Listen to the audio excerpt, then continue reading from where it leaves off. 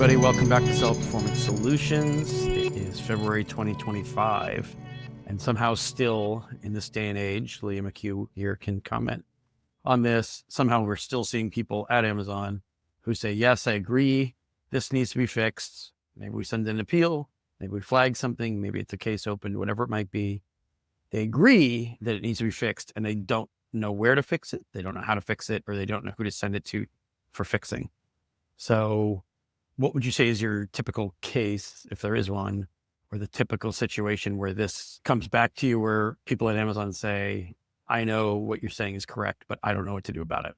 So it's actually kind of less that they don't know what to do about it and more that they cannot access the tools in order to make the fix. So a lot of the times they do know what needs to be done, but they can't do it.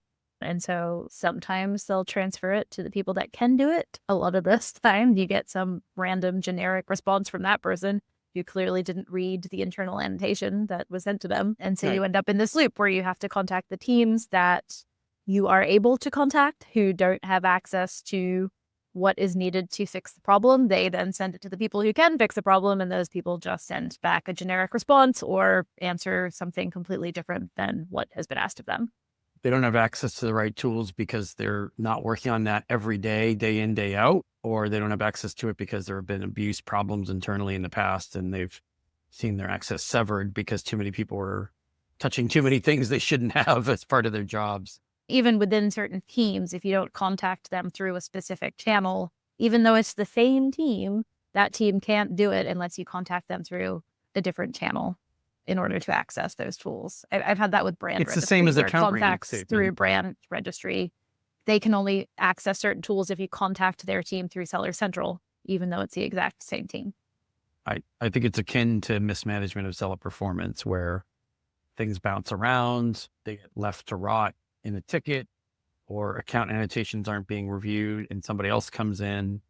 I'm in Seattle this week and I've talked to some people. I've heard that they are going in the direction finally of having like a dedicated person who is going to accelerate, right? They did, but I mean, that was the announcement of it. Now it's the implementation stage. I mean, it's going to be a roughly 6-month lag. Still waiting on that escalation button. Yeah.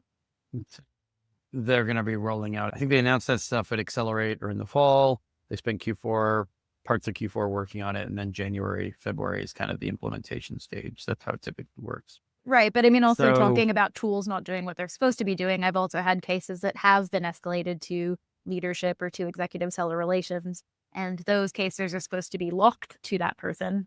Those cases keep getting removed from their case log. And then somebody else answers with some random response. And I've actually had the people on the other end say, this is supposed to be locked to me, but it keeps getting taken away. Yeah. I mean, that's what I found kind of interesting. It is when people say it's been transferred somewhere it shouldn't have been transferred, right. Or it's like they can't even retain authority of their own caseload, which is sort of interesting. Again, something that I'm going to be bringing up while I'm here this week.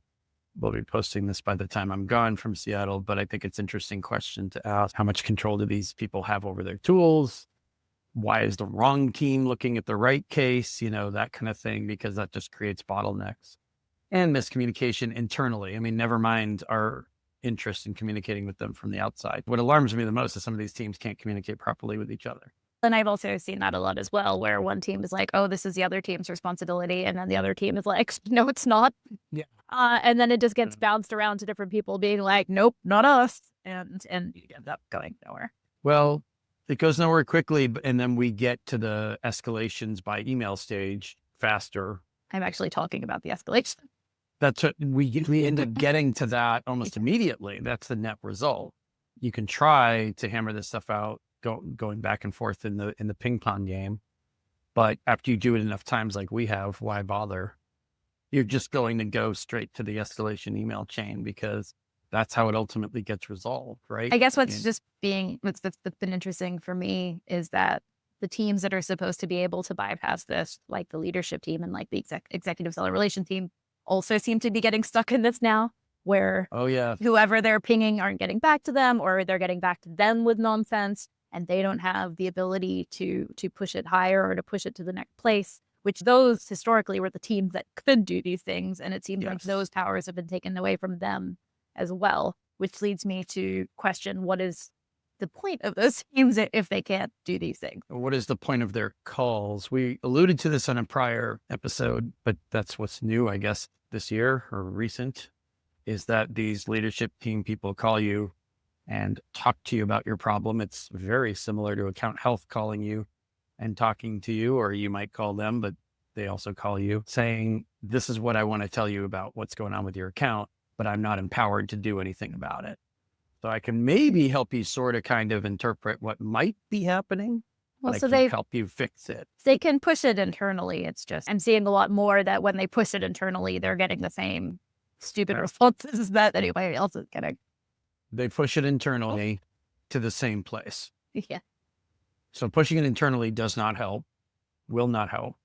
Take meticulous notes. This is the what to do about it phase.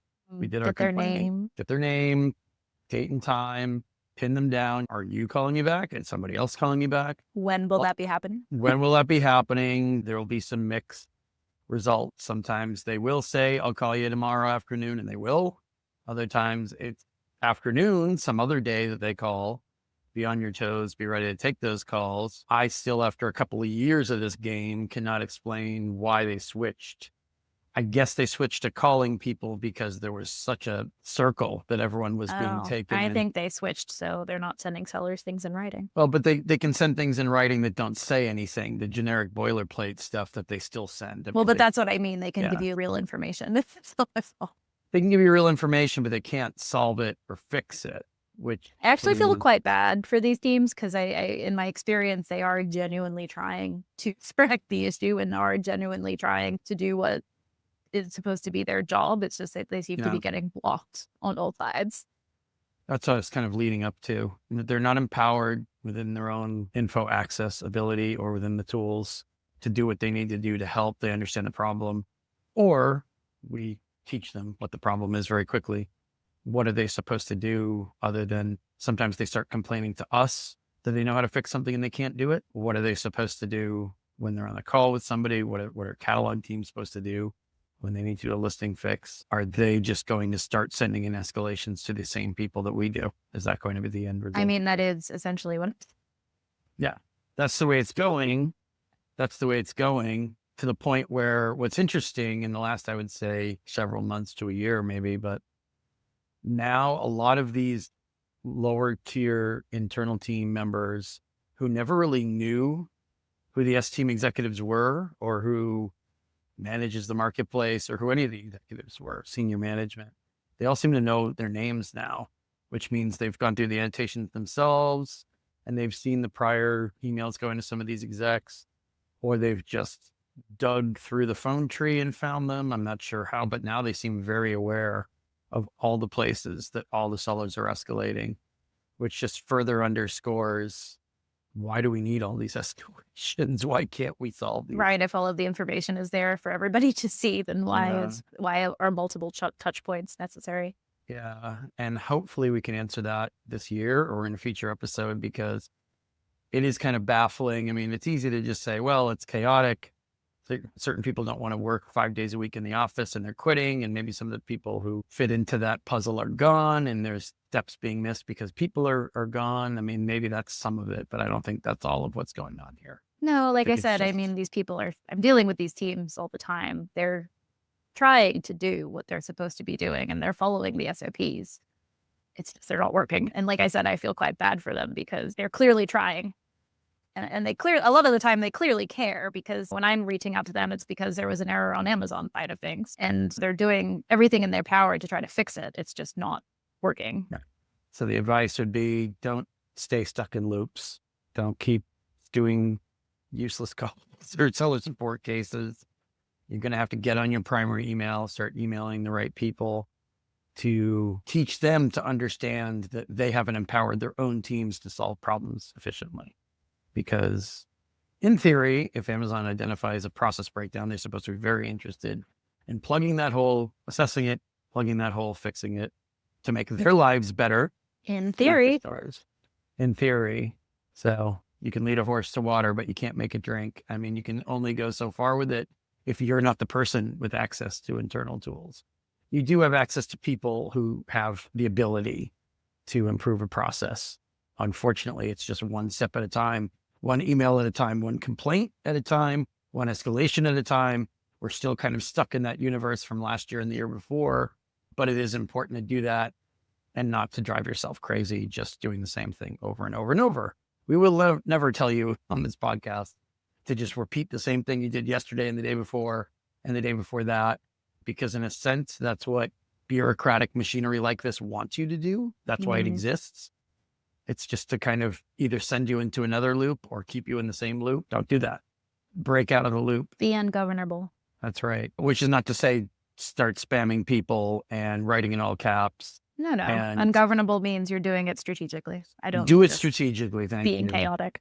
Excellent way to wrap this one up. So thanks again for listening in and watching us complain about these types of things, but also hopefully throwing you a line for something you can latch onto for future. Also, so you know that you're not going crazy. Yes, you're not alone. You are not alone out there. Thanks again for listening into this episode. We will see you next time. Thanks, Leah.